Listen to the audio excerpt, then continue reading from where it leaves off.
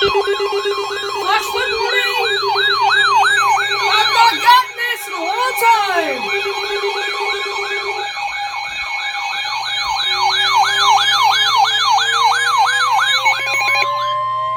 The National Weather Service in Nashville has issued a flash flood warning for Have not gotten this in a long time!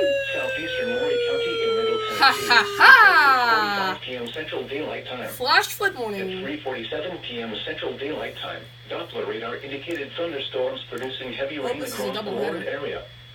With Flash more flood rain expected warning. in the next hour, flash Finally. flooding is expected to begin It's shortly. been 5 months since I got Some one. locations that will experience flooding include Lewisburg, Cornersville, Belfast, and Tulioka.